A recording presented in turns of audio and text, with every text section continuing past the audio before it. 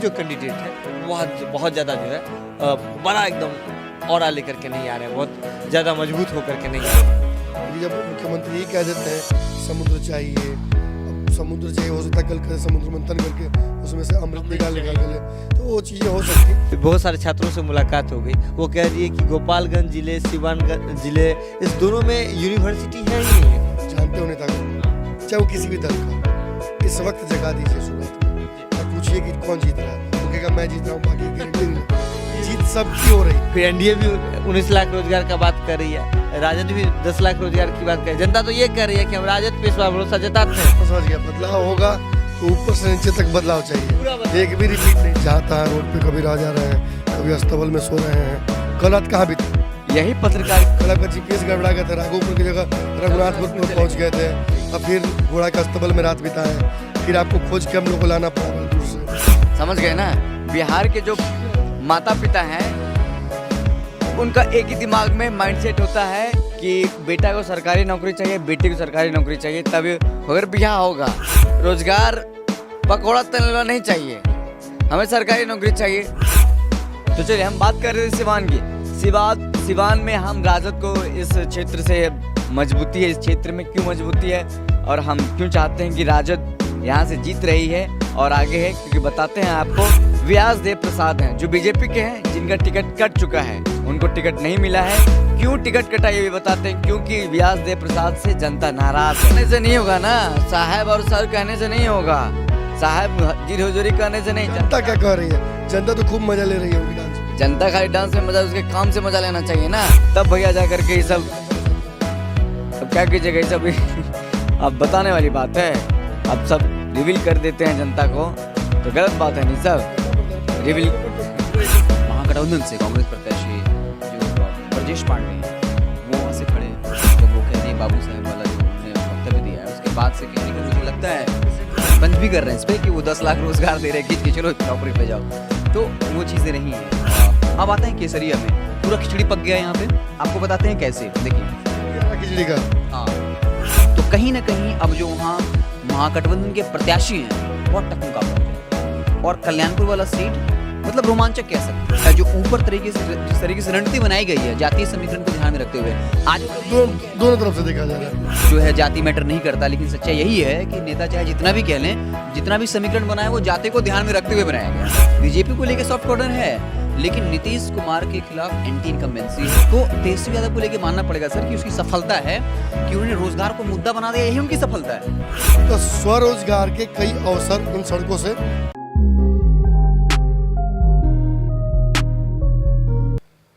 सड़क है, रात है, अंधेरा है, लाइन होटल है, सड़क की धूल है, पंचर बनाने वाला व्यक्ति वहाँ पर लेटा हुआ है, ट्रक लगा हुआ है। ये जो पीछे हमारे आप देख रहे हैं ये एक लाइन होटल है। इस लाइन होटल पे स्वरोजगार के कई साधन हैं। अब नरेंद्र मोदी इस देश के प्रधानमंत्री हैं, वो कहते हैं कि स्वरोजगार की तरफ जाइए, आत्मनिर्भर बनिए। आत्मनिर्भर बनना ही पड़ेगा और कोई ऑप्शन नहीं। ट्रक की लाइनें लगी हुई हैं, नीचे आप ज़मीन देख लीजिए, रौद दिया है ट्रक ने। ये एक शुद्ध लाइन होटल का जुगाड़ है। और आप जो देख रहे हैं वो भारत लाइव का रातों रात का शो है। औपचारिकता के लिए आप लोगों को बता दूं कि हम उन चैनल्स में से हैं जो बहुत कम बचे हुए हैं, सच आपको दिखाना चाहते हैं। ये इतनी रात में कितना बज रहा है? अरे भाई रात तो ख़त्म हो गई, 4 बज रहा है। 4 बजे सुबह आपको मैं लाइन होटल से, जिस लाइन होटल का नाम मैं नहीं पढ़ पाया हूँ ठीक से, माँ भवानी लाइन होटल, ये फैमिली रेस्टोरेंट भी है, प्रोफेसर कृष्णा चौबे जी का रेस्टोरेंट है। ये शाकाहारी मांसाहारी दोनों उपलब्ध है। सिवान मीरगंज जो रोड है वहाँ पर ये स्थित है। और देखिए अब कोइंसिडेंस हो गया, आपको पता है कि भारत लाइव की 3 टीमें अलग अलग जगहों पर काम कर रही हैं और आपको जो ग्राउंड रियलिटी है जिसमें वो सारी चीज़ें हैं जो इस चुनाव के बारे में आपको बताएंगी, वो करने के लिए हमारी 3 टीमें निकली हुई हैं। अब हम तो गोपालगंज से आगे बढ़ रहे थे सिवान की तरफ और हमें शिवहर जाना था। इस दौरान हमारी जो एक और टीम है जिसमें विशाल है, विशाल इसी आसपास कहीं लगातार काम कर रहे थे। उनसे हमारी बात हुई, वो रास्ता भटक गए थे और हमारे से 8 किलोमीटर हमसे दूर थे।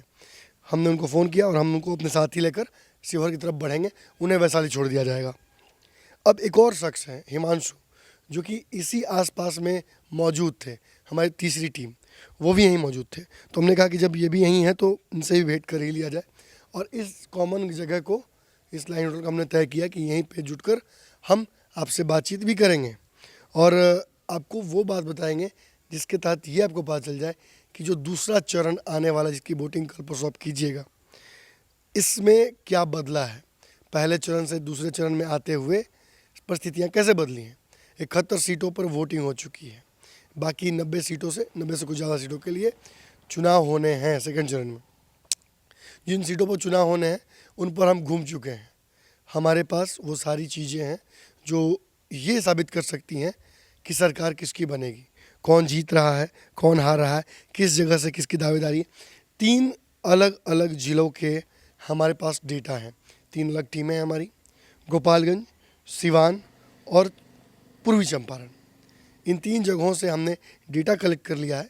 मैं आपको एक एक करके इन तीनों जगहों को ले चलूँगा। हमने इस लाइन होटल को गोल्डन ट्रायंगल में बदल दिया है। अब मैं आग्रह करूँगा कि कैमरामैन साइड आ जाए ताकि वो जो गोल्डन ट्रायंगल है वो दिख सके। आप देख सकते हैं सुमन यहाँ पे लगातार मौजूद है। सुमन सिवान का डेटा जो है वो लेकर बैठे, नहीं माफ़ कीजिएगा, सुमन जो है वो गोपालगंज का डेटा लेकर बैठे हुए हैं। सुमन मेरे साथ है, मेरी आवाज़ थोड़ी नासाज है, तबीयत भी, इस वजह से सुमन मेरे साथ, मेरे आँख का नाक कान बन के बैठे हुए हैं। वहाँ आप सामने देख सकते हैं विशाल दूसरे डेस्क पर काम कर रहे हैं। विशाल जो है वो सिवान का डेस्क संभाल रहे हैं और ये लाइन होटल को हमने अपने स्टूडियो में भी तब्दील कर दिया है। और कहीं ना कहीं आप इसे इस तरह भी समझ सकते हैं कि हमने गोल्डन ट्रायंगल बना दी है। सुमन से शुरू हो रहा है, विशाल तक पहुँच रहे हैं और वहाँ देखिए हिमांशु बैठे हुए हैं। हिमांशु के पास पूर्वी चंपारण की पूरी जो लिस्ट कहा जा सकती है, पूरी डेटा, लोगों से बात किया है हमने, लाइन होटलों में रात गुजारी है, रैन बसेरों में रात गुजारी है, ऐसी ऐसी जगहों पर रुके हैं जहाँ शायद आप आम दिनों में नहीं रुकेंगे, लेकिन कोरोना है, बहुत जगहों पर होटल्स भी नहीं है, बहुत जगहों पर व्यवस्था भी नहीं है। और हम झूठ नहीं बोलेंगे, हमारा उतना बजट भी नहीं है। गाड़ी में बड़ा मुश्किल, आप देख सकते हैं स्कॉर्पियो गाड़ी है, क्योंकि बड़ी टीम है, उसको एडजस्ट करना पड़ता है। डेली का खर्चा इस गाड़ी का लगभग 8 से 10 हज़ार रुपये का है। तो 10 हज़ार का आसपास, 8 हज़ार के आसपास का तेल डलता है और 2-2.5 हज़ार का इसका खर्च जो किराया है वो हम दे रहे हैं। इसके अलावा लॉजिंग और फूजिंग में खर्च भी अच्छा खासा हो जाता है, जिसे बचाने के लिए इन लाइन होटल्स में हम रुक कर किसी तरीके से प्रबंध करते हैं ताकि हमारा काम भी हो जाए, आप तक खबर भी पहुंच जाए। थोड़ी तकलीफ़ हमें हो तो कोई दिक्कत नहीं है, आज रात यहीं बीतेगी। और शुरुआत हम सुमन से कर लेते हैं। देखिए, बिहार की इस राजनीतिक सरगर्मी में अगर आपकी नज़र राजनीतिक है तो आप लगभग ये समझ चुके होंगे कि अब जो लड़ाई है वो मुख्यमंत्री बनाने की नहीं है, वो सत्ता प्राप्त करने की है। भाजपा अगर मुख्यमंत्री बनाना चाहती तो नीतीश कुमार को सामने लेकर नहीं चलती। तेजस्वी यादव मुख्यमंत्री बनने गए, उनके साथ मौजूदा 3 दल जो 2019 के चुनाव में उनके साथ थे, मांझी जी की वीआईपी, मांझी जी की हम, मुकेश सहनी की वीआईपी और उपेंद्र कुशवाहा की रालोसपा, ये तीनों उनके साथ अलग हो चुकी है। कहीं ना कहीं इसके लिए कहा जाता है कि उनकी महत्वाकांक्षा कहीं ना कहीं भारी पड़ गई।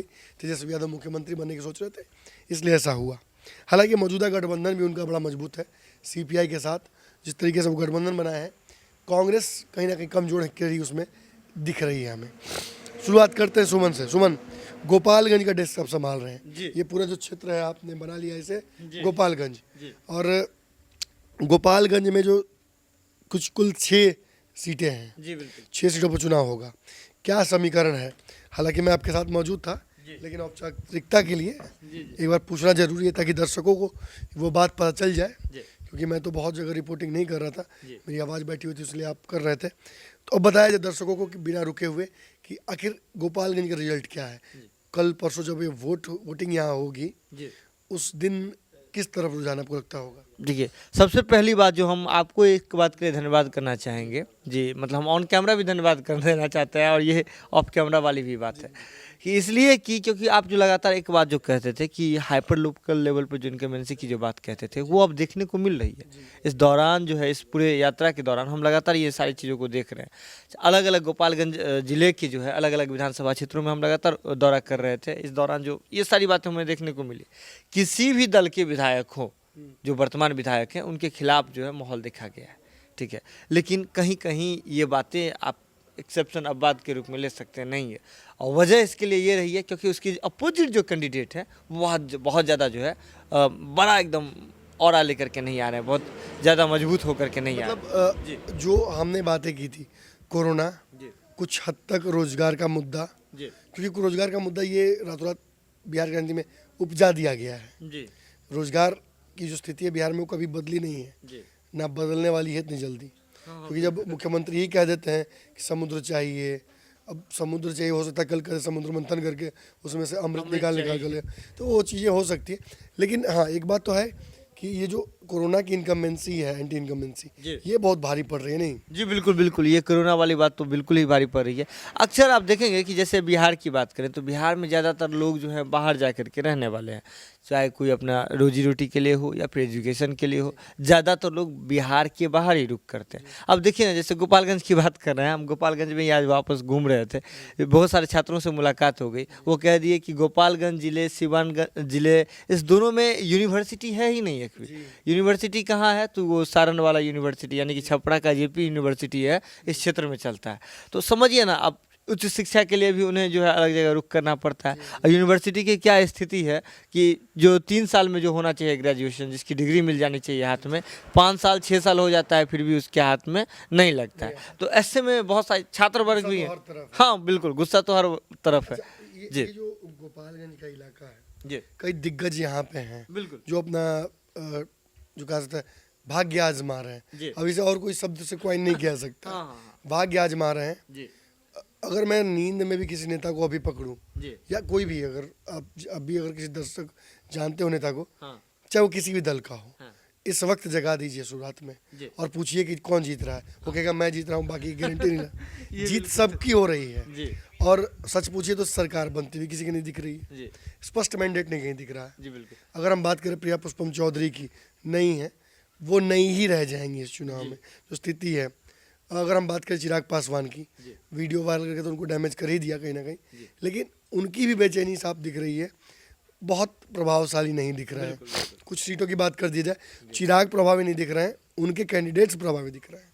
रमेश चौरसिया हो या और भी लोगों नाम लिया जाए। कैंडिडेट्स तो आप जैसे आप बात करें कैंडिडेट्स की बात कर जब करें तो वो तो हवाई जहाज से उतारे हुए कैंडिडेट्स हैं ना, दूसरे पार्टी में थे, यानी कि बीजेपी के ही कैंडिडेट हैं सब। लोजपा के पास उस हिसाब से तो अस्तित्व नहीं है उतना बड़ा। नीतीश कुमार को थोड़ा डैमेज जरूर चिराग पासवान कर सकते हैं, लेकिन वही हम बात करें तो एक तरफ आप देखते हैं कि नीतीश कुमार की जो बोली है वो थोड़ी कर्कश हो गई है। चुनावी सभाओं में अपनी काफ़ी जो उनकी लहजा है वो उसमें दिख रहा है, एरोगेंसी। वहीं तेजस्वी यादव हाथ पकड़ पकड़ के घुमा घुमा के नचा के फेंक रहे हैं। माने एक समय था बिहार की राजनीति में, कहा था कि लालू प्रसाद यादव बिहार की नस नस को पकड़ रखे थे। आज उसी नस को पकड़ के घुमा के फेंक रहे हैं। सेल्फी ले रहे हैं लोग तो गुस्सा दिखा रहे हैं। कुछ ना कुछ भारी तो पड़ेगा ये सब। जी, अब बिल्कुल जैसे ही देखिए ना, प्रथम चरण का ये सारी बातें कब आ रही है पता है? प्रथम चरण का जैसे ही बीत गया है, इसके बाद से ये सारी चीज़ें निकलना और तेज हो गया है। हमने तो कहा था कि प्रथम चरण में थोड़ा तेजस्वी पीछे नजर आ रहे हैं, लोग माने नहीं। अब खैर वो तो रिजल्ट में ही समझ में आएगा, लेकिन कहीं ना कहीं फ्रस्ट्रेशन तो दिख रहा है। हाँ, फ्रस्ट्रेशन बिल्कुल दिख रहा है। और सब बार देखिए, ये 2020 का जो युद्ध है ये ऐसे ही युद्ध नहीं है, एक बड़ा युद्ध है। इसके लिए राजनीतिक सहमत लगातार चल रहा है। सभी चाहते हैं किस तरह से भी ये कुर्सी जो है बिहार विधानसभा चुनाव का, जो ये कुर्सी है, जो मेन जो ताज होगा, अपने सर सजाना चाहते हैं। और बहुत सारे योगदान क्या होगा? गोपालगंज की बात कर रहे थे आप, हम गोपालगंज पे वापस आ जाते हैं। गोपालगंज में आपने जैसे बताया कि 6 विधानसभा सीटें हैं कुल। सबसे पहले हम शुरू करते हैं बैकुंठपुर से, जिसका को कर्म संख्या अगर माने तो 99 है। वहाँ से पहले अगर बात करें तो मिथिलेश तिवारी जो है वहाँ के विधायक रह चुके हैं। मिथिलेश तिवारी बीजेपी, बिल्कुल बिल्कुल सिटिंग विधायक हैं। इन्हीं को वापस आना है। बिल्कुल बैकुंठपुर का इतिहास ऐसा है जी कि पिछले विधायक जो थे जी जदयू के थे। जी 2015 में जब भाजपा अलग थी नीतीश कुमार से, जी भाजपा की सरकार तो नहीं बनी, जी। लेकिन कहीं ना कहीं बैकुंठपुर में मंजीत सिंह का आप नाम मंजीत सिंह की बात करें, बिल्कुल डुबा बिल्कुल दिया था। मंजीत सिंह की आप बात करें, लेकिन इस बार फिर से मंजीत सिंह जो है अपने पुराने तेवर में वापस आ रहा है। बागी भी हो गए। बिल्कुल बिल्कुल बागी हो गए हैं, लेकिन इस बार जो है पूरे क्षेत्र में आकर के कड़ा टक्कर दे रहे हैं। आपको बता दें कि जैसे मिथिलेश तिवारी जो बीजेपी ने एनडीए की तरफ से मिथिलेश तिवारी जी हैं। इस सारी लड़ाई में बैकुंठपुर का फायदा है। जी। पिछला विधायक भी काम करके आया था जी। और वो हारा है। जी। यानी जनता बर्दाश्त नहीं कर रही जी। है, अच्छे काम करने वाले लोगों को भी रिप्लेस कर देती है, रिप्लेसमेंट अच्छा है। अब इस बार मिथिलेश तिवारी आए हैं, मिथिलेश तिवारी भी काफ़ी एक्टिव नेताओं में से हैं। भाजपा के जो आम शैली के नेता हैं उसी तरीके के, लेकिन जो क्षेत्र में उनका समीकरण है वो उनके लिए पॉजिटिव है। पॉजिटिव रहते हैं, बिल्कुल बिल्कुल। और ऐसे में बात करें, जैसे मंजीत सिंह की बात कर रहे हैं, तो हमने जब उस एरिया का, अगर बैकुंठपुर की बात करें तो उसमें साउथ के क्षेत्र में जाते हैं, बैकुंठपुर के ईस्ट के क्षेत्र में जाते हैं, साउथ और ईस्ट का जो रीजन है उसमें अगर मंजीत सिंह का जो काम काज जो है वो लगातार बहुत सारे लोग चर्चा करते हैं कि उनका कार्यकाल बढ़िया था, ठीक है। और ऐसे में जो मंजीत सिंह जो है उनकी जो वापसी है इस बार लगभग मानी जा रही है, मंजीत सिंह वापसी कर सकते हैं। लेकिन मिथिलेश कुमार एक करीबी भी हैं और खास बात यह है कि भाजपा से नीतीश कुमार का अंदर थोड़ा वैमनस्य चल रही है।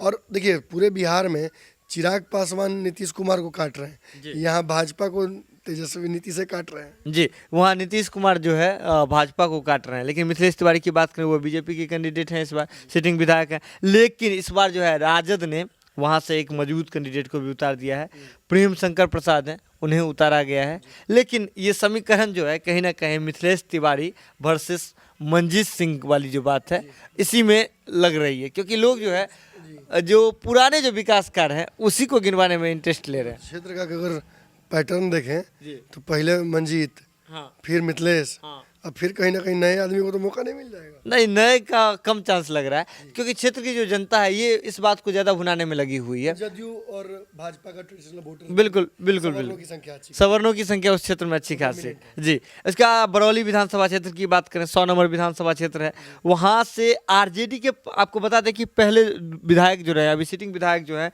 राजद खेमे से ही रहे, वहाँ पे 2,83,000 के आसपास जो है 2.83 लाख जो है वोटर्स हैं वहाँ पे। वहाँ आपको बता दें आरजेडी के खेमे से ही मोहम्मद नेमतुल्लाह जो हैं वो वहाँ के विधायक रहे हैं। लेकिन इस बार आरजेडी ने थोड़ा सा गेम चेंज कर दिया है, उनका जो है टिकट काट दिया है। आरजेडी ने अपने ही खेमक से रिजायुल हक राजू हैं, उन्हें आरजेडी ने जो है अपने खेमे से इस बार टिकट दिया है, महागठबंधन के खेमे से। और देखिए ये सीट जो है, आप ये जो है मुस्लिम का बहुलक क्षेत्र है, अल्पसंख्यक बहुलक क्षेत्र है, ऐसे में आरजेडी इस पे जो है श्योर शॉट मान करके यहाँ पे अपना फायरिंग कर रही है, हवाई फायरिंग भी कर देगी। वोट बैंक है, अगर डिलीवर हो जाता है तो फिर यहाँ से जीत पक्की है। हाँ, तो आरजेडी इस बात को लेकर लगभग श्योर है, तो इसी को लेकर के उन्होंने, जैसे समझिए ना, इनका भी कार्यकाल अच्छा रहा, आरजेडी के विधायक रहे, इसके बावजूद आरजेडी ने इनका टिकट काट करके आरजेडी खेमे से ही जो इस बार जो कैंडिडेट को जो है इस बार जो है राजू जी को जो है उर्फ राजू जी जो हैं उन्हें जो है इस बार मौका दिया है। अब वहीं दूसरी ओर बात करें, वहाँ बीजेपी से जो है इस बार मैदान में राम प्रवेश राय जी हैं, बीजेपी से हैं, लेकिन ये क्षेत्र जो है ये मुस्लिम बहुलक क्षेत्र है, तो ऐसे में थोड़ा इनके लिए टफ तो होने वाला है, मुकाबला टफ होने वाला है। लोगों से आपने बात की तो क्या मतलब वो धर्म के नाम पर, जात के नाम पर वोट जाएगा क्या इस बार इस क्षेत्र में? धर्म के लोग, अब देखिए ऐसा समय आ गया है, 2020 का काल चल रहा है, लोग धर्म और जात, अभी भी देखिए चुनाव में देखिए एक बड़ी बात हो रही है, धर्म जात ये सब जब पहले के चुनाव में हुआ करते थे, अब ये समझ लीजिए 1-2 साल पहले छोड़ दीजिए, अब जो है विकास वाली बात आ जा रही है। हर जगह लोग विकास को हथियार बना रहे हैं। विकास का मतलब लोग शिक्षा गिनाते हैं, रोजगार गिनाते हैं, और सबसे बड़ा बात क्या रहा है इसमें, कहीं ना कहीं एक कोरोना काल, जो इसे कोरोना से एक पॉजिटिव चीज़ लेनी चाहिए। कोरोना काल में लोग धर्म और ये सारी बातें छोड़ करके अब जो है कोरोना के बाद लोग पलायन पे ज़्यादा ध्यान देने लगे, रोजगार की वजह से होता है। हाँ, ये इन सारी बातों पर जो बिल्कुल जनता को समझ में आने लगी है, तो जनता जो है अब इन्हीं चीज़ों पे वोट करेगी। जनता हर बार, अभी जैसे जाते हैं किसी भी क्षेत्र में तो स्कूल की स्थिति पे जनता घेरना शुरू करती है, अपने आप बोलना शुरू करती है। कोरोना काल में कहते हैं कि देखने नहीं आए, उस पर घेरना शुरू करते हैं। चुनाव में बहुत सारे हवाई मुद्दे थे, इस बार मुद्दे दिख रहे हैं, मुद्दे दिख रहे हैं जो वास्तविक मुद्दे होना चाहिए, जो जन सरोकार से जुड़े हुए मुद्दे हैं, जो एक जनता के वेलफेयर के लिए, जनता के हितकारी मुद्दे हैं, वो सारी मुद्दे जो हैं इसी मुद्दे पर ही इस बार चुनाव लड़ा जा रहा है। एक समझिए ना, रोजगार भले ही राजनीतिक साजिश के तहत कौन किया गया मुद्दा, लेकिन है तो फायदा जनता का ना, क्योंकि रोजगार मुद्दा बना। जनता कह रही है कि उन्होंने इतने लाख का वादा किया था, उन्होंने नहीं दिया।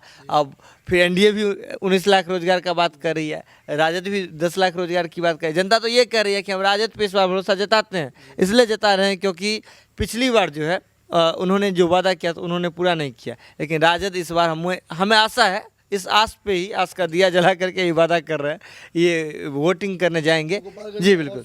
क्या कुछ कैसे? हाँ, गोपालगंज में अगला जो सीट है वो कुचायकोट की है, 102 नंबर विधानसभा पड़ता है। आपको बता दें कि ये जो सीट है काली पांडे वाला जो है यहाँ ये समीकरण है, काली पांडे जी हैं, आपको कांग्रेस से हैं, ठीक है। लेकिन दूसरी बात अपोजिट में देखें तो अमरेंद्र कुमार पांडे हैं, वो भी आपको जदयू से हैं। अमरेंद्र कुमार पांडे उस क्षेत्र के जो है विधायक रह चुके हैं, पुराने सिटिंग विधायक हैं। और एक जो बड़ी बात हम कह रहे थे कांग्रेस वाला, वो जो पांडे समाज है कांग्रेस का, वो सपोर्ट किया था, जी वो महागठबंधन का धर्म निभाते हुए जी, इस बार मौका मिला है लड़ाई लड़ने की। हाँ मौका तो मिला है लड़ाई लड़ने के लिए, लेकिन ये कांग्रेस वाली बात इस बार एक देख रहे होंगे, आप भी स्पष्ट रूप से देख पा रहे होंगे कि 70 सीट जो कांग्रेस को मिला हुआ है, लेकिन कैंडिडेट जो है जिसको जहाँ होना चाहिए अप्रोप्रिएट जगह, ऐसा लगता है कि ऐसी नहीं। बात हो गई, अब समझ गए मैं बात, दर्शकों को भी समझा दूं, ये ऐसी बात हो गई कि कांग्रेस की लॉटरी तो लगी, लेकिन लॉटरी से क्या उन्होंने चॉकलेट खरीद लिया। कैश नहीं कर पाए, जहाँ इन्वेस्ट करना था वो इन्वेस्ट नहीं कर पाए। तो यही स्थिति है कुचायकोट की। उसके बाद भोरे विधानसभा चले जाते हैं। भोरे विधानसभा 103 नंबर का विधानसभा है, लेकिन ये एससी के लिए जो है रिजर्व है। वहाँ से जितेंद्र पासवान इस बार महागठबंधन खेमे से जितेंद्र पासवान है, वो सीपीआई के खेमे से जो है महागठबंधन से सीपीआई के टिकट पे जितेंद्र पासवान जी मैदान में है। लेकिन जदयू की तरफ से अगर बात करें एनडीए की तरफ से, तो जदयू से सुनील कुमार जी जो हैं इस बार मैदान में है। लेकिन इसके बारे में बता दें आपको, बोरे विधानसभा क्षेत्र के बारे में बता दें, कांग्रेस से वहाँ रहे हैं विधायक, कांग्रेस से अनिल कुमार वहाँ के विधायक रहे हैं। 3.32 लाख वहाँ वोटर हैं। लेकिन इस बार जो है ये थोड़ा पल रहा, जैसे महागठबंधन में कांग्रेस आ गई है, सीपीआई जो है 2015 वाला समीकरण तो है नहीं। अब देखिए कांग्रेस के हाथ में आती तो कोई बात हो सकती थी कि रिपीट हो जाए, लेकिन सीपीआई के हाथ में चली गई है। लेकिन सीपीआई जो है आप देखे ही होंगे महागठबंधन में पिछली कैसे बार आई मतलब थी। वो समीकरण ऐसा था कि अभी भी स्पष्ट नहीं हो पा रहा है कि सीपीआई मिलकर परिस्थिति क्या है। जी। कन्हैया कुमार जरूर साथ में घूमने का प्रयास कर रहे जी। हैं, सपोर्ट कर रहे हैं, लेकिन वो पुराने चुनाव की जो रंजिशें हैं वो झलक रही जी। हैं। वो जो रस्सी टूट के जो जुड़ता है तो गांठ रह जाते गांठ थे। जो है ये गांठ जो, हाँ बिल्कुल गांठ बिल्कुल दिख रहा है। तो ऐसे में ये इस बात का लगभग पूरा जो चांस है कि भोरे विधानसभा क्षेत्र से बात करें तो सुनील कुमार जी इस बार जो है मैदान मार रहे हैं। इसके बाद हथुआ विधानसभा चले आते हैं, 104 नंबर का हथुआ विधानसभा क्षेत्र है। वहाँ राजेश कुमार हैं, राजेश कुमार कुशवाहा जी हैं, वो राजद के कैंडिडेट बताए गए हैं। इधर जदयू से देखें तो राम सेवक सिंह जो हैं वो वहाँ है हथुआ विधानसभा क्षेत्र। हथुआ विधानसभा क्षेत्र ऐसा है जहाँ से इस बार जो है राम सेवक सिंह जो है आपको मार सकते हैं, मैदान मार सकते हैं। राम सेवक सिंह जदयू खेमे से ही हैं, विधायक रहे, पूर्व के जो सिटिंग विधायक हैं राम सेवक सिंह ही, इनकमेंसी वाली बात आ रही है। लेकिन और क्षेत्रों में देखिए थोड़ा जो है इस सब हथुआ विधानसभा क्षेत्र की भी जो बात करें, समीकरण थोड़ा फंसा हुआ नजर आता है। लोग नेतृत्व में तेजस्वी यादव चाह रहे हैं, लेकिन रीजनल लेवल पर जो है विकास वाला विधायक भी ढूंढ रहे हैं।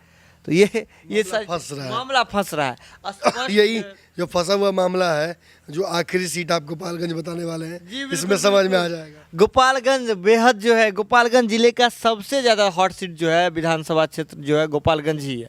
गोपालगंज की बात करें तो यहाँ से इस बार महागठबंधन से आसिफ गफूर हैं, वो नेशनल कांग्रेस यानी कि कांग्रेस की तरफ से आसिफ गफूर जी को टिकट दिया गया है। वहीं दूसरी ओर देखिए तो इस बार वहाँ के जो विधायक हैं, पूर्व विधायक एनडीए की ओर से सुभाष सिंह, उन्हीं पे बीजेपी ने भरोसा जताते हुए दोबारा टिकट दे दिया है। लेकिन इनकमेंसी वाली बात यहाँ सबसे ज़्यादा लागू होते हुए दिख रही है। इस बार गोपालगंज सीट है तो आप याद कर लीजिए, राजनीति के जानकार हैं तो साधु यादव, लालू यादव वाला फैक्टर याद होगा। साधु यादव लालू यादव के जो साले लगते हैं, इसके मामा लगते हैं तेजस्वी यादव के।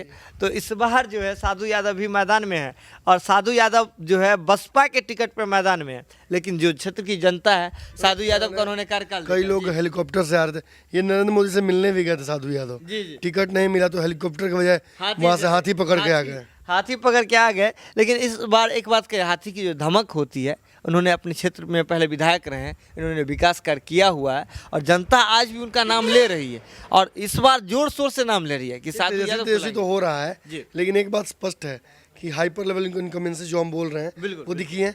और भले ही तेजस्वी के खिलाफ राजनीति करते हो, जी। लेकिन क्षेत्र में नाम तो चल रहा है इनका। जी। साधु यादव के बारे में देखिए कितना इंटरेस्टिंग बात तो सर बता दी अभी आपको कि साधु यादव बसपा के टिकट पे भले ही चुनाव लड़ने के लिए आ रहे, लेकिन यहाँ की जो जितने भी जनता है वो तेजस्वी यादव का जरूर नाम ले रहे हैं कि उन्हें जो है बिहार के सत्ता पे जो है तेजस्वी यादव की सरकार चाहिए। अब की बार तो कौन तो तेजस्वी सरकार, सभी लोग जनता जो है लगातार इस बात का जो है चर्चा कर रहे हैं, चर्चाओं का बाजार लगातार गर्म है। लेकिन आप देखिए तो लोकल लेवल पे साधु यादव का नाम आ रहा है। साधु यादव बसपा से हैं। ये देखिए कहीं ना कहीं इस बार जो जनता भी जो है सरकार किसी और का चाह रही है, विधायक अपने क्षेत्रीय स्तर पर चाह मतलब मैं समझ गया, बदलाव होगा तो ऊपर से नीचे तक बदलाव चाहिए, पूरा बदलाव एक भी रिपीट नहीं चाहिए। लेकिन एक और बड़ी बात समझ लीजिए कि लोकतंत्र की जो असली परिभाषा होती है वो कहीं ना कहीं अब दिख रही है। धीरे धीरे बदलाव होगा और ये क्रांति की तरफ बढ़ रहा है। ये क्रांति कोरोना नहीं लाया है। कोरोना नहीं लाया, कैसे कोरोना कैसे क्रांति, ये कोरोना वाली क्रांति। गोपालगंज की बताइए, पूरा बोला आप, गोपालगंज में क्या लग रहा है, लालटेन या एलईडी? लालटेन तो जल रही है, गोपालगंज में लालटेन भी जल रही है। लेकिन गोपालगंज की बात करें, जैसे आप विधायकों की बात कर रहे थे, उस बातों को थोड़ा दरकिनार कीजिए क्योंकि 50-50 के आसपास मामला दिख रहा है। लेकिन सत्ता में ओवरऑल जो दिख रही है बिहार में, गोपालगंज वासियों की अगर मांग करें तो तेजस्वी सरकार क्लियर है। जी बिल्कुल, मतलब रोजगार पे कहीं ना रोजगार कहीं जनता।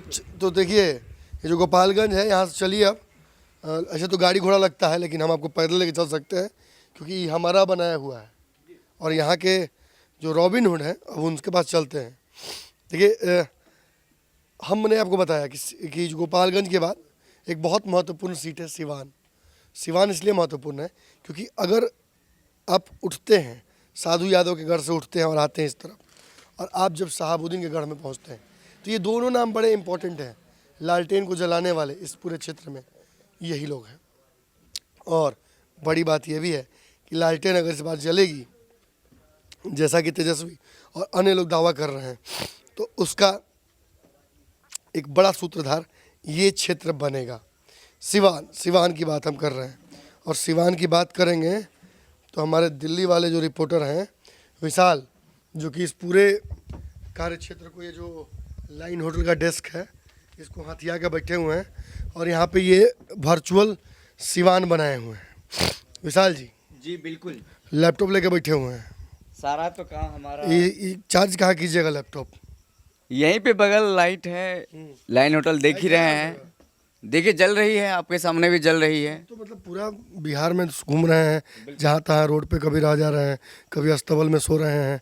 कल रात कहाँ बीता है? यही पत्रकारिता जीवन है, क्योंकि स्ट्रगल सबसे ज़्यादा अहम चीज़ होती है कि कोई भी क्षेत्र हो, लेकिन खास करके जब हम पत्रकारिता की बात करते हैं, जब हम दिन भर खबरों को गढ़ते हैं, देखते हैं क्या कुछ चल रहा है, तो फिर हमें आपका जीपीएस गड़बड़ा गया था कल। ऐसे तो आप मतलब पूरा बिहार घूम रहे थे मोबाइल में गूगल मैप खोल के। कल आपका जीपीएस गड़बड़ा गया था, राघोपुर की जगह रघुनाथपुर पहुंच गए थे और फिर घोड़ा के अस्तबल में रात बिताए, फिर आपको खोज के हम लोग को लाना पड़ा बड़ा दूर से। बहुत बहुत धन्यवाद आपका। रात कहाँ बीता? हमने खबर जो प्राप्त हमें हुई है, दर्शक बुरा नहीं मानेंगे, एक तरफ घोड़ा था, एक तरफ गधा था और बीच में आप थे। कितने गधे थे? देखिए अब गधे की बात तो छोड़े, घोड़े थे इतना मुझे पता है कि अस्तबल में घोड़े थे। गधे कितने थे ये तो मुझे पता नहीं है, गधे होंगे तो फिर वो पता नहीं गायब हो गए थे। लेकिन जहाँ तक मुझे याद है अस्तबल में घोड़े थे, हिनाने की आवाज़ आ रही थी। तो चलिए पॉइंट पे आते हैं, हम बात कर रहे थे सिवान से पहले एक जरूरी सवाल है जी कि आप अस्तबल में रात क्यों बिता रहे हैं? आप ऐसे ऐसे जगहों पे क्यों रुक रहे हैं? क्या इससे मिल हासिल हो रहा है? दरअसल ये जो सिवान का इलाका है ग्रामीण इलाका, ग्रामीण क्षेत्र है। ग्रामीण क्षेत्र में होटल्स कम होते हैं।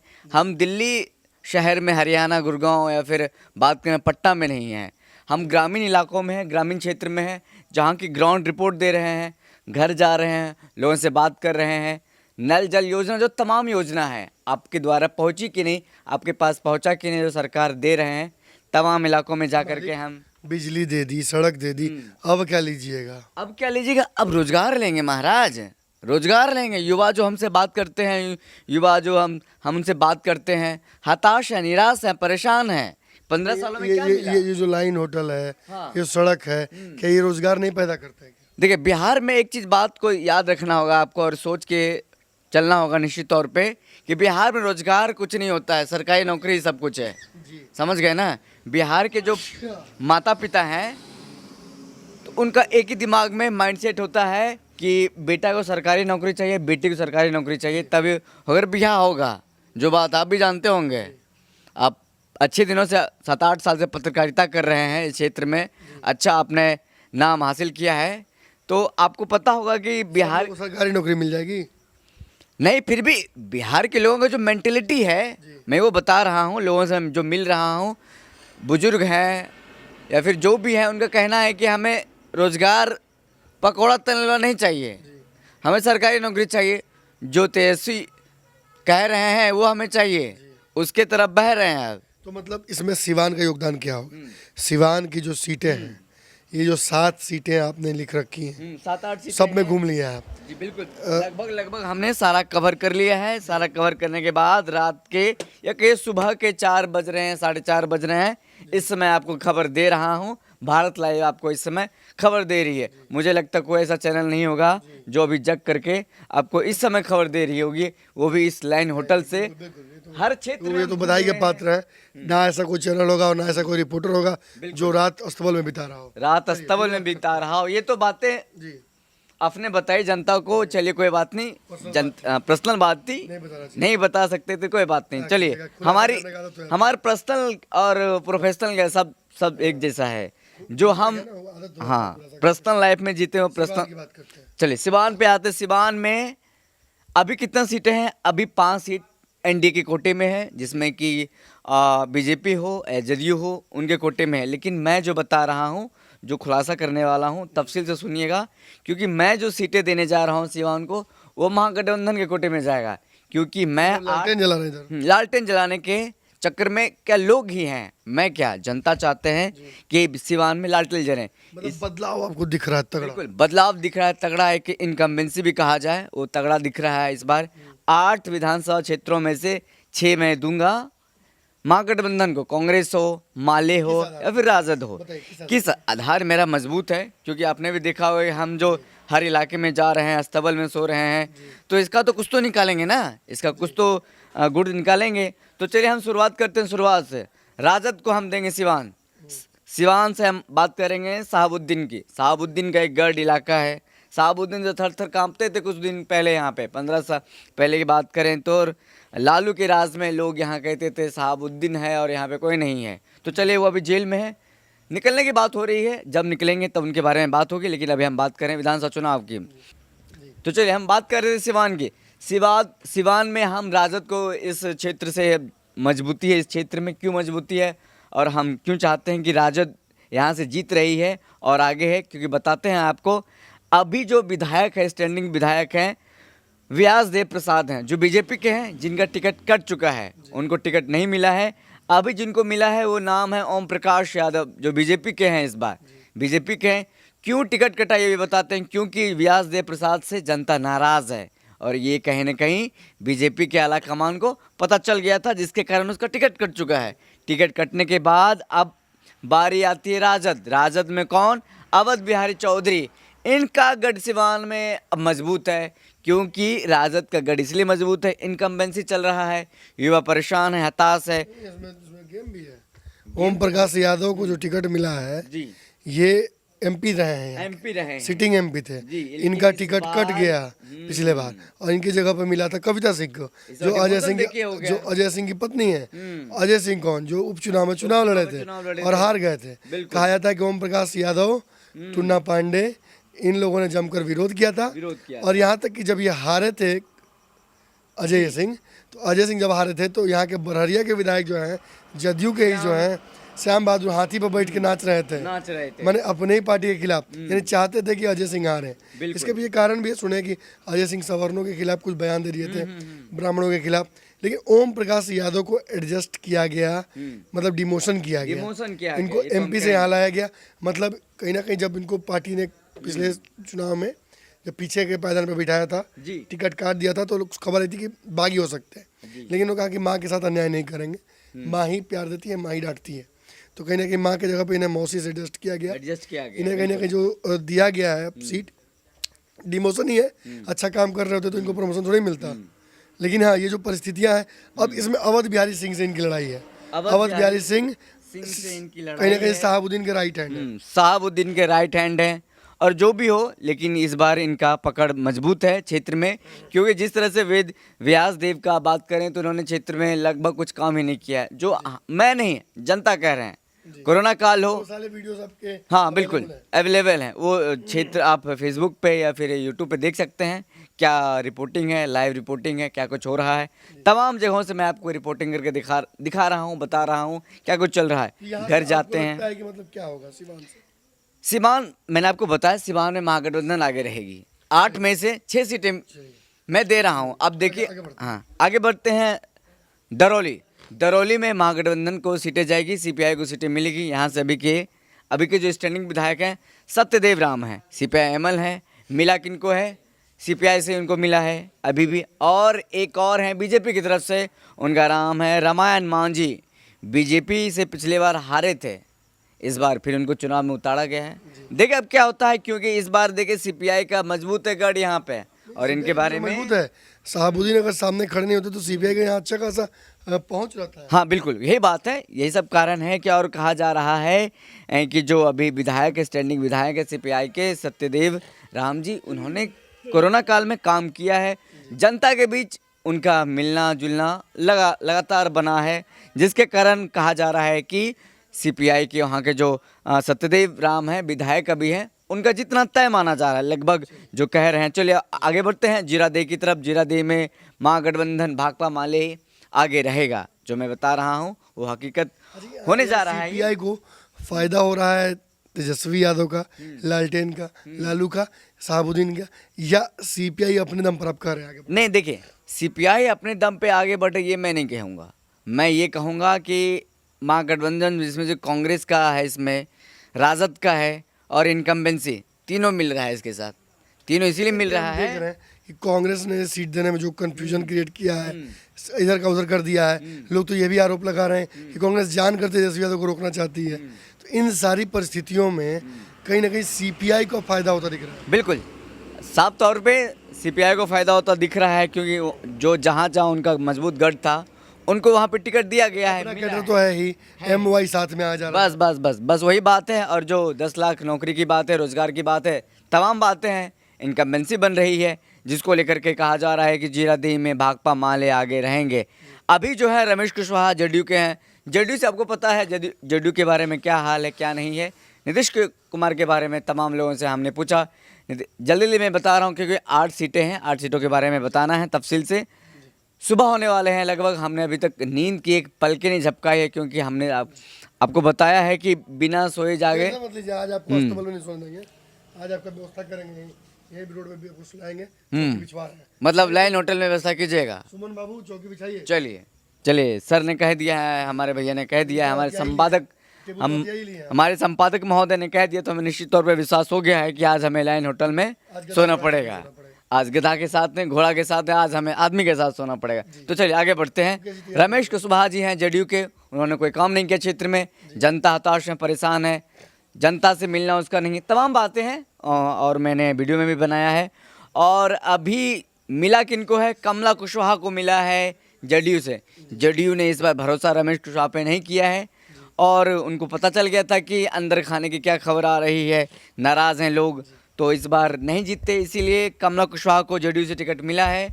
और अब भाकपा माले अमरजीत कुशवाहा की बात करें तो वही बात है कि इस बार इनकम्बेंसी और फिर जीरादेई में पकड़ मजबूत है, तमाम चीज़ें हैं, लोगों के बीच जुड़ाव है, क्योंकि यहाँ पे कहा जाता है बीते दिनों से ही, मतलब 15 सालों से 10 सालों से यहाँ पे गढ़ रहा है सीपीआई का, तो तमाम चीज़ें हैं। इसको लेकर के मैंने यहाँ पे दिया है जीरादेई भी भाकपा माले के सीट में। अब दरौंदा पे आते, जल्दी आगे बढ़ेंगे हम। दरौंदा के अभी कौन है, अभी कविता सिंह है जेडीयू से, मिला किनको है, अमरनाथ यादव भाकपा माले के हैं, और करणजीत सिंह बीजेपी। ये क्षेत्र जेडीयू का है, लेकिन इस बार किसको गया है, बीजेपी को गया है, करणजीत और अमरनाथ यादव के बीच में टक्कर है। अमरनाथ यादव कौन, कविता सिंह एमपी बन गई हैं, सीट खाली है। बिल्कुल सीट खाली है, और कविता सिंह अजय सिंह ने जो मिलकर इस गढ़ को बनाया है, उसका फ़ायदा करणजीत सिंह को मिलने वाला है।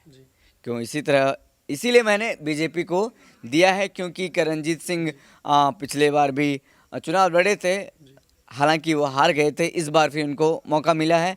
अब बरहरिया के बारे में तो आप जानते होंगे। श्याम बहादुर जी हैं, कमर लचका हुआ नेता हैं, विधायक हैं इस बार, लेकिन इस बार उसका कमर लचकने वाला नहीं है। जनता इस बार बात कर रहे हैं 70 साल की उम्र में कर रहे हैं, कमर लचक रहा है मेरा। मोदी जी तो यही कह और रहे हैं ना। बोले हैं कि हिली ना तो हिली कैसे। हिली ने तो मोदी जी तो खुद कह रहे हैं कि 70 साल जैसे हो गया आपको, अब टिकट कट गया पार्टी से, अब युवाओं को मौका दीजिए। तो मौका दीजिए तो आप कमर कब तक हिलाते रहिएगा। अरे मस्त विधायक है जी, विधायक मस्त है, काम भी तो करना चाहिए।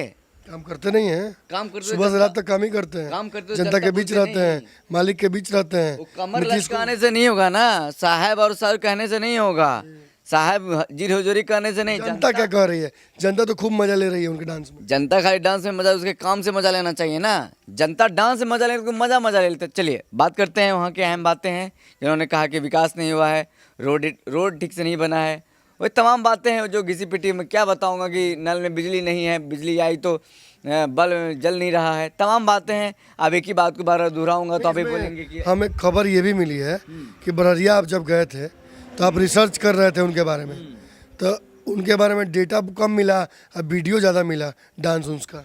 हाँ, तमाम यूट्यूब पे वीडियो भी हैं, तमाम वहाँ के जो लोग हैं हम जब लोगों से बात कर रहे थे तो लोगों से कहना यही था कि वो विधायक नहीं नचनिया हैं। अब क्या कहें, हम नहीं विधायक, हम नहीं, वो जनता कह रहे हैं।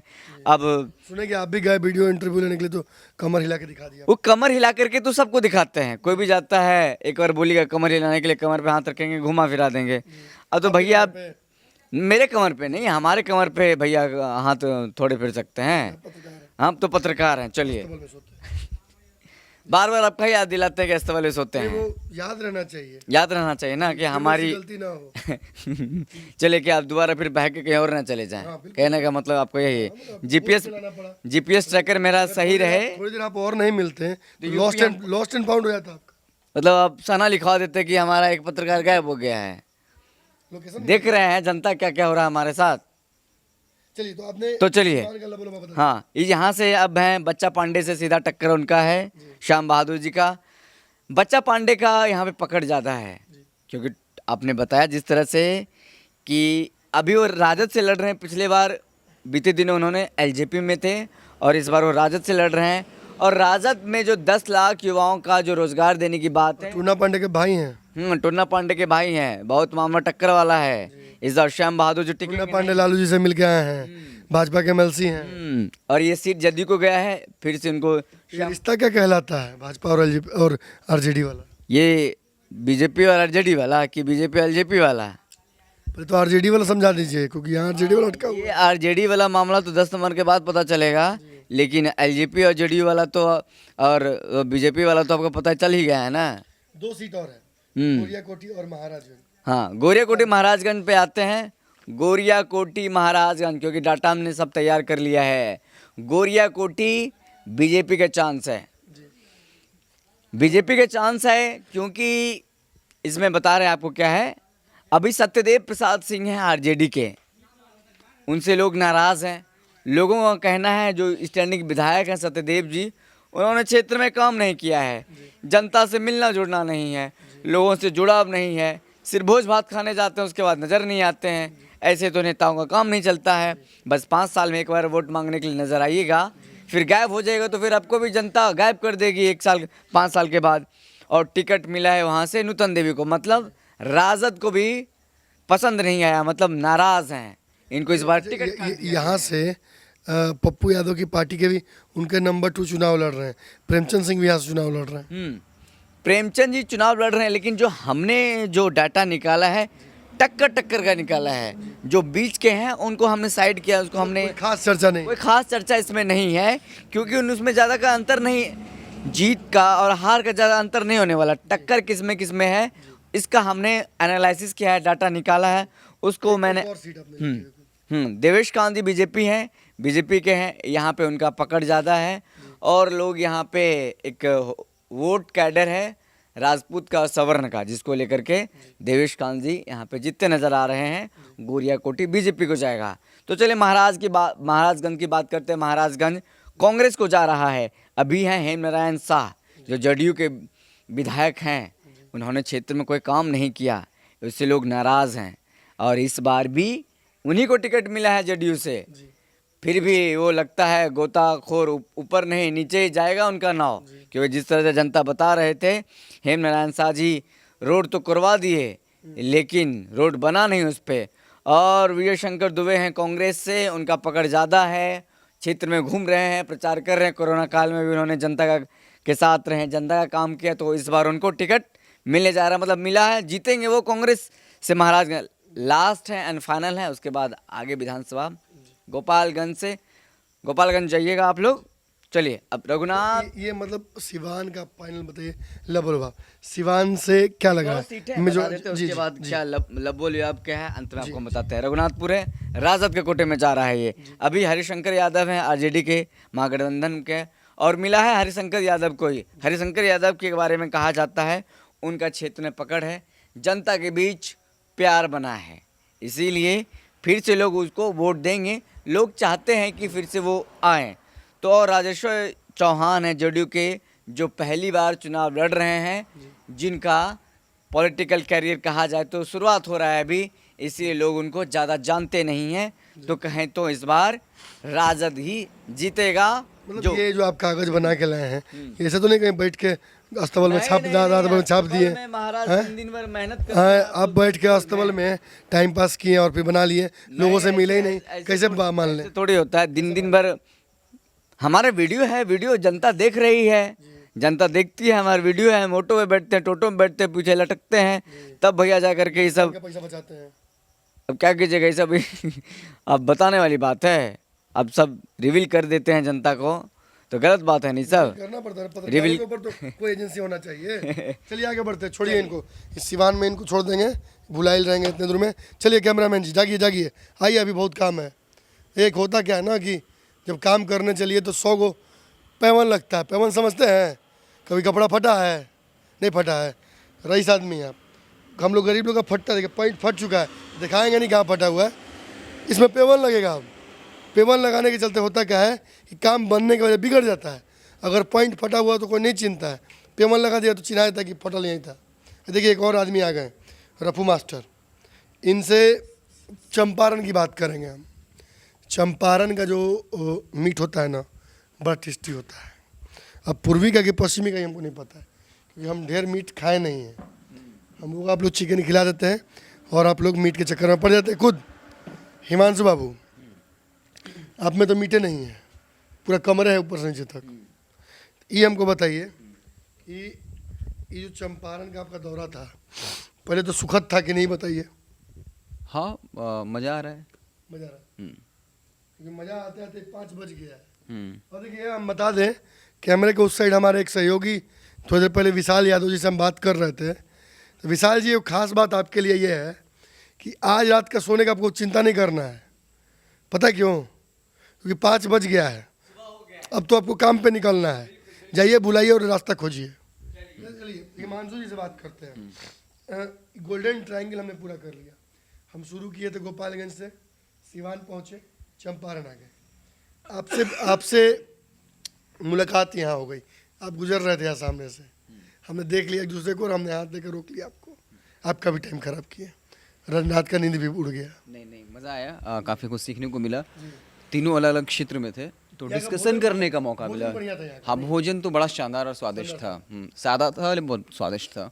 और रोक लिया आपको। हाँ, और सबसे अच्छा हुआ कि हम लोगों ने अपने अनुभव को साझा किया और काफ़ी कुछ सीखा है कि क्या माहौल है, चुनावी माहौल है। हम तीनों का यहाँ, तीनों टीमों का यहाँ एक साथ जुटने का कोई खास रीज़न नहीं था, लेकिन जुट के आपको कहीं ना कहीं संयोग ये हो गया।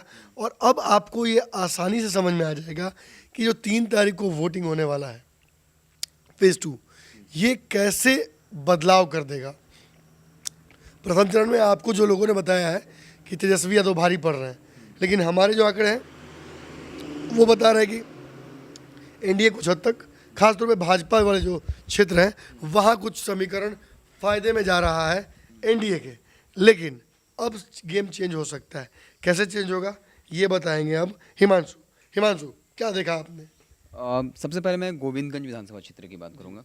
यहाँ पर जो है ये ब्राह्मण बहुल क्षेत्र है और यहाँ से आप देखेंगे तो महागठबंधन से कांग्रेस प्रत्याशी जो ब्रजेश पांडे हैं वो वहाँ से खड़े हैं। लोजपा से देखेंगे तो राजू तिवारी हैं, और आपको बीजेपी से सुनील मणि त्रिपाठी हैं।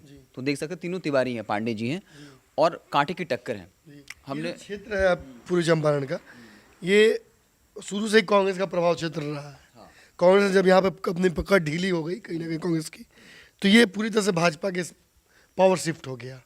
भाजपा ने यहाँ से सवर्ण प्रत्याशियों को मौका दिया है, और लगभग सवर्ण प्रत्याशियों पर ही दारोमदार होता है, और सवर्ण प्रत्याशी को इस बार डराया जा रहा है जदयू के द्वारा, ये बोल के जंगल राज आ जाएगा, तेजस्वी आएगा तो रोजगार तो कैसे देगा, वो जंगल राज ला देगा, वो ये सब चीज़ें। वो बयान भी अब मैटर कर रहा है, जब वो कह दिए बाबू साहब वाला जो उन्होंने वक्तव्य दिया है, उसके बाद से कहीं ना कहीं मुझे लगता है मिस इंटरप्रेट किया जा रहा है। दो चीज़ें। हाँ, तेजस्वी यादव एक शायद वो गुस्सा या उनका सुरक्षा का मामला हो, जब वो घुमा दिए हाथ पकड़ करके, हाँ तुम जाओ नौकरी करो, पकड़ पकड़ कर दे रहे हो। हाँ, एक लोग तंज भी कर रहे हैं इस पर कि वो 10 लाख रोजगार दे रहे हैं खींच के, चलो नौकरी पे जाओ। तो वो चीज़ें रही हैं, और तो दूसरा फेज का जो चुनाव है उस पर कहीं ना कहीं थोड़ा असर पड़ सकता है। आपने जो कह दिया गोविंदगंज, ये हाँ, यहाँ के बारे में बता दें कि हमने यहाँ से जो आपने ब्रजेश पांडे का नाम लिया, पता है ना ये कौन है? रविश कुमार के भाई भी हैं, एकदम जगह पे आपने, और कांग्रेस के हाँ जाने माने नेता भी हैं। कांग्रेस का कद्दावर नेता है, हाँ, कद्दावर नेता है। दिलीप पटनायक के रहते हैं। हाँ, अशोक चौधरी कार्यकाल में असली अध्यक्ष यही थे, अच्छा। पर्दे के पीछे। तो यहाँ के बारे में बता दें कि हमने काफ़ी लोगों से बात की, ऑन कैमरा भी बात किया, उससे ज़्यादा ऑफ कैमरा जो बात किया, क्योंकि वहीं से आपको of camera he real update मिलता है। आपको कैमरा पे कहाँ से बात कर पाएंगे आप, कुछ लोगों के बाइट्स हम दिखा पाते हैं। तो वहाँ से जो हमें फीडबैक मिला, ये मिला कि कुछ लोग तो कह रहे थे, या कुछ राजनीतिक विश्लेषक भी कह रहे हैं कि नहीं, मुख्य मुकाबला बीजेपी और कांग्रेस के बीच में है। लेकिन नहीं, राजू तिवारी जी हैं लोजपा से, लोगों से जब बात किया, जो बीजेपी के लोग हैं, हो सकता है कोई बीजेपी को ना वोट करके लोजपा को वोट करें, और जब उनसे बात करते मुस्कुरा के कह रहे थे कि नहीं, हम तो बीजेपी के कार्यकर्ता हैं, एकदम समर्पित कार्यकर्ता हैं, लेकिन वोट करेंगे राजू तिवारी को। हम बोले कि आपके नेता जो तो कह रहे हैं कि लोजपा वोट कटवा है, सुशील मोदी जी कह रहे हैं, तो सुशील मोदी भी फर गए कि सुशील मोदी की क्या हैसियत है। और सुशील मोदी जी को अगर जीवन भर में कुछ कम अगर पड़ा होगा, तो या इस चुनाव में कुछ ज़्यादा ही पड़ गया। सासाराम में तो हमको घेर के भाजपा कार्यकर्ता ने सुशील मोदी समझ के जो सुना दिया, अब क्या मैं सुनाऊं, छोड़ दीजिए। तो सुशील मोदी के बारे में चाहे वो सोशल मीडिया पे तेजस्वी यादव कितना भी घेर लें, सच्चाई ये है कि वो खुद जो है घिर चुके हैं। 10 लाख के लिए पैसा कहाँ से लाएंगे, लेकिन 19 लाख पहुँचाएंगे। ये 19 लाख से एक बात समझ में आता है कि फ्लिपकार्ट पे जब कोई सामान बहुत महंगा होता है ना, तो उसका दाम जानते हैं 10,000 का होता है, तो क्या किया जाता है 9,999। तो वो समझ लीजिए झोल है, जब बोली कि 999 समझ लीजिए इसमें झोल है, और यही कहीं ना कहीं 19,000 में। हाँ बिल्कुल। तो हम अब मुद्दे पे आ जाते हैं। गोविंदगंज में मैंने कहा कि यहाँ पे मुकाबला जो है बड़ा दिलचस्प हो चुका है, और इसमें यहाँ पे गोविंदगंज से मेरा जो आकलन है, यहाँ से ब्रजेश पांडे जी निकल सकते हैं। वजह क्या है?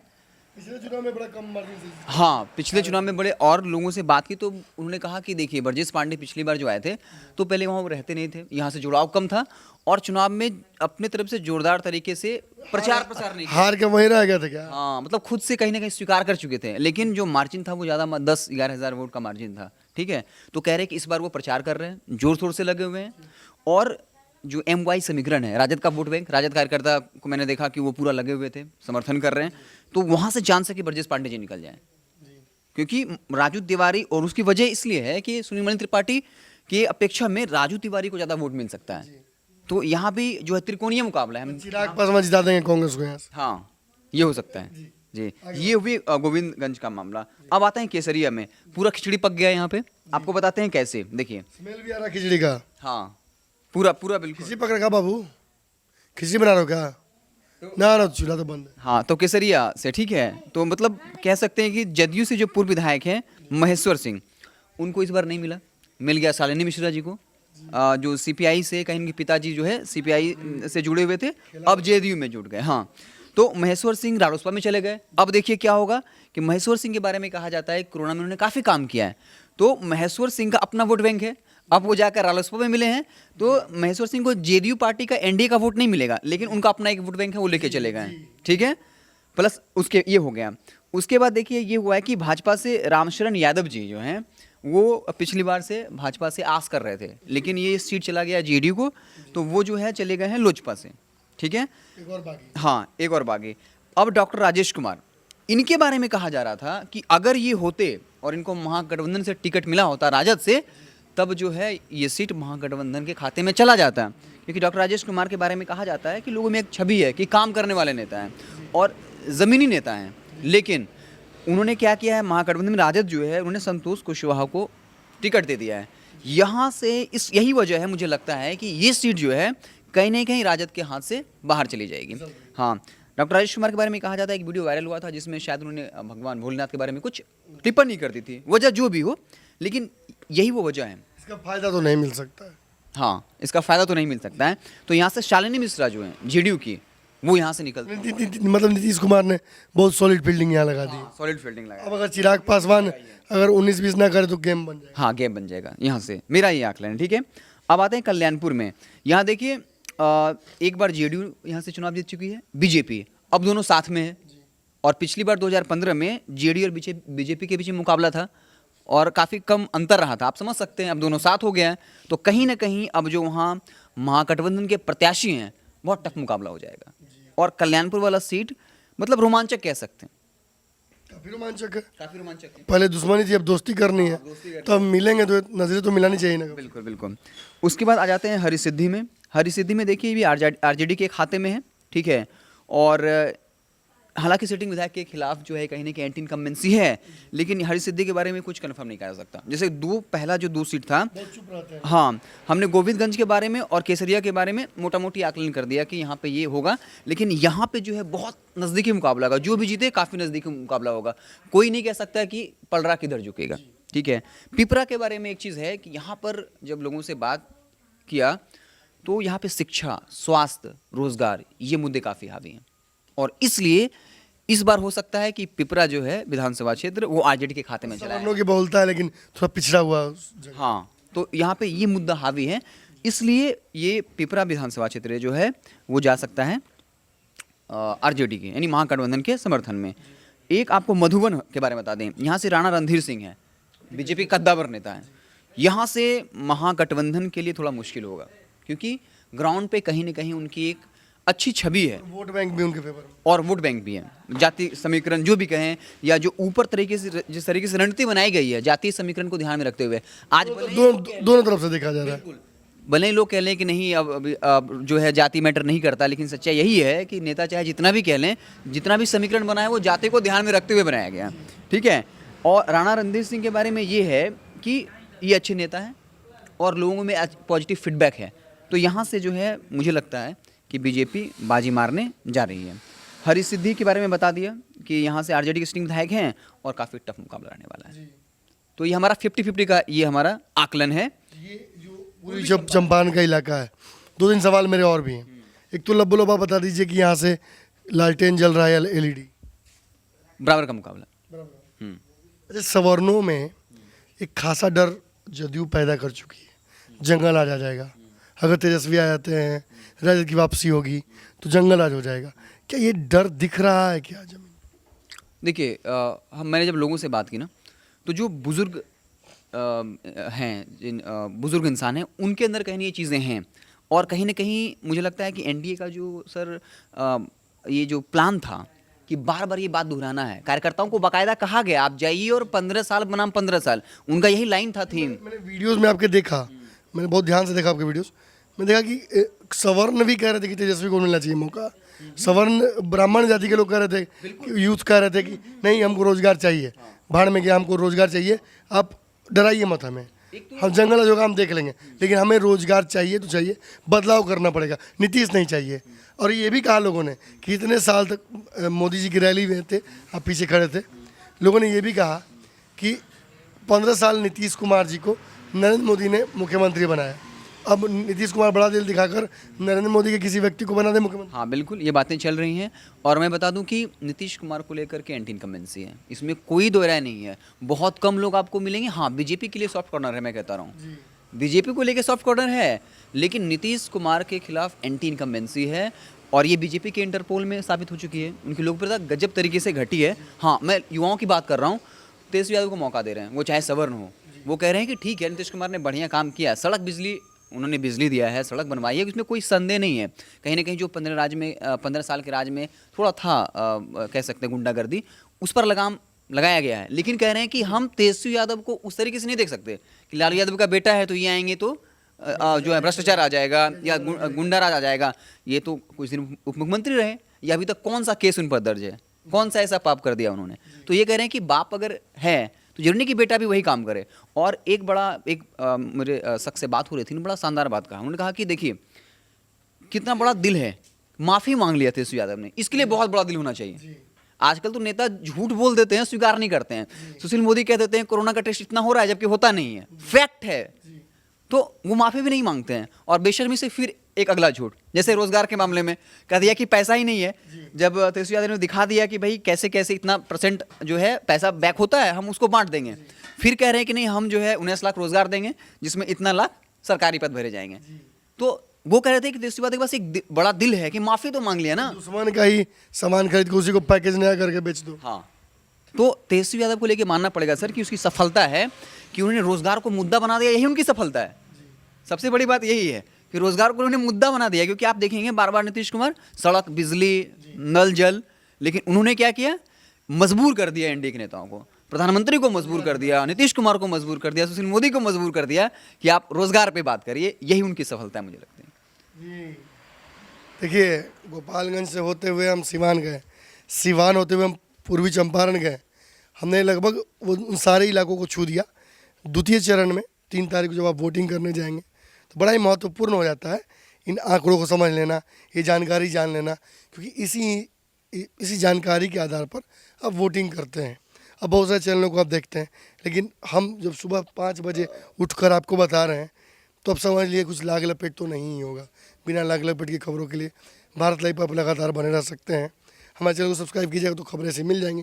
तो सड़क दिखाइए, ये वो सड़क है, ये वो मुद्दा है, ये वो मुख्य मुद्दा है जिसके तहत सारे चुनाव हो रहे हैं। इस बार के चुनाव का एक तरफ जहाँ रोजगार की बात हो रही है, वहीं इस सड़क की बात भी लगातार हो रही है। सड़क की बात इसलिए भी हो रही है, देखिए हमारे सामने खड़ी है एक ट्रक, जो ट्रक खुद रोजगार का एक बड़ा महत्वपूर्ण हिस्सा है। जो माल ढोया जाता है, माल कारखानों में बनता है, कारखानों से इसे बेचने वाली जगह पर लाया जाता है दुकानों तक, वहाँ भी कई लोगों को रोज़गार मिलता है। तो ये सड़क अपने आप में एक रोज़गार का हिस्सा है। इस सड़क के सामने आप देखते हैं तो ये जो लाइन होटल है ये भी यहाँ मौजूद है, ये भी एक रोज़गार का हिस्सा है। लाइन होटल को दिखाया जाए तो इन सारी चीज़ों से ये समझ में आता है। उस साइड आप देख सकते हैं एक पंचर की दुकान है जहाँ पे ट्रकों के टायर्स रिपेयर किए जाते हैं, पंचर बनाया जाता होगा। ये भी 24 घंटे सेवा है। यानी अगर आप रोज़गार की बात करें तो स्वरोजगार के कई अवसर इन सड़कों से आते हैं, उपलब्ध है। लेकिन हम धूल फाँक रहे हैं सड़कों की, और ये सड़क अगर नहीं होते तो हम भी यहाँ मौजूद नहीं होते। कहीं ना कहीं सड़क से रोज़गार होता है। ज़रूरी नहीं है कि उसके लिए समुद्र ही हो, समुद्र होगा तो हो सकता है कि फिर अमृत की बात हो जाए। खैर उन बातों में नहीं पड़ना है। रोज़गार का एक बड़ा मुद्दा कहीं ना कहीं सड़क है, सड़कों से हो सकता है रोज़गार। लेकिन बिहार चुनाव में जो रोज़गारों की बात हो रही है वो रोज़गार वो नहीं है जो आप समझ रहे हैं, वो स्वरोजगार की बात नहीं है। अगर नरेंद्र मोदी बात करते हैं आत्मनिर्भरता की, अगर वो बात करते हैं स्वरोजगार की, तो वो इन्हीं चीज़ों की बात करते हैं। मगर तेजस्वी यादव जब बात करते हैं रोज़गार की तो बहुत हद तक उनका जो रुझान है वो सीधे तौर पर सरकारी रोज़गार की तरफ है, उस रोज़गार की तरफ जिसके मिलने के बाद बिहार में भले ही अब रोज़गार की बात लोग करते हैं, लेकिन बिहार में आपको पता है कि जब सरकारी रोज़गार किसी को मिलता है तो वो मुख्य कारण कहीं ना कहीं होता है कि तिलक बढ़ा देंगे, दहेज बढ़ा लेंगे। इसके अलावा टेबल के नीचे से कमाई होती है। इन सभी चीज़ों पर लगाम लगनी चाहिए। रोज़गार का मतलब केवल सरकारी नौकरी नहीं होनी चाहिए। अगर जब तक हम अपने प्राइवेट इंस्टीट्यूशंस को उस लायक नहीं बना पाएंगे जिससे ऐसे रोज़गार की संभावनाएं बढ़ें जिसमें जो कम शिक्षित हो या जिनके स्किल लिमिटेड हो वो भी रोज़गार कर सके और अपना परिवार चला सके, तभी जाकर कहीं ना कहीं पूर्ण रूप से उस समाज का निर्माण हो सकता है जिसमें सभी के पास रोज़गार हो। रोज़गार की अलग अलग परिभाषाएँ हैं, बेरोज़गारी की भी परिभाषाएँ अलग अलग हैं। बेरोज़गार का मतलब यही नहीं होता है कि कोई खलिहर बैठा हुआ है। बेरोज़गार का मतलब ये भी हो सकता है कि किसी को उसकी योग्यता के हिसाब से नौकरी ना मिली हो। और ऐसी जो बेरोज़गारी है वो बिहार में बहुत ज़्यादा है। पढ़े लिखे बहुत सारे युवा उस रोज़गार को नहीं प्राप्त कर पाते हैं जिसके लिए उन्होंने पढ़ाई की हो, इसीलिए बाहर जाना पड़ता है। कम पढ़े लिखे लोग भी बाहर जाते हैं, अपने अपने स्किल के हिसाब से वो काम करते हैं जिससे जो मेहनताना दिहाड़ी कमा सके। मुख्य मुद्दा यही है। जहाँ नीतीश कुमार ने सड़क लाई है, वहीं इन सड़कों पर रोजगार के, स्वरोजगार के कई साधन हैं। लेकिन तेजस्वी यादव का कहना है इन्हीं सड़कों से, इन्हीं संसाधनों से हम सरकारी रोजगार बढ़ाएंगे। और बाद में ये बातें भाजपा को भी समझ में आती हैं और नरेंद्र मोदी और यहाँ तक कि सुशील मोदी इन्हीं बातों को रिपीट करके बताते हैं कि हम भी रोजगार लेकर आएंगे। अब जनता के ऊपर सब कुछ है, किसकी बात पर भरोसा करना है और किसे वोट देना है। द्वितीय चरण में हमारा जो विश्लेषण था वो इस लाइन होटल से, इस खुले आसमान से, इस हाईवे से, इस सड़क से यही था। लगातार रातों रात में खबरों का सिलसिला लगातार जारी रहेगा। पूरे दिन आपको खबरें दिखेंगी। फिलहाल अब अगर हमें आप इजाज़त दे दीजिएगा तो 1-2 घंटा हम सो लेंगे और फिर यहाँ से हम जब बढ़ेंगे ना, आपको पूरे सीमांचल की खबर, पूर्णिया, अररिया, शिवहर होते हुए हम घुसेंगे और मधुबनी, दरभंगा होते हुए पूरे जो फारबिसगंज का इलाका है वहाँ, जहाँ तीसरे चरण में, दूसरे चरण में बहुत जगहों पर मतदान होना है, वहाँ की आपको लाइव रिपोर्टिंग, तस्वीरें, वीडियोस दिखाएंगे, जिससे आपको ये समझ में आ जाएगा कि बिहार में ऊँट इस बार किस करवट बैठ रहा है।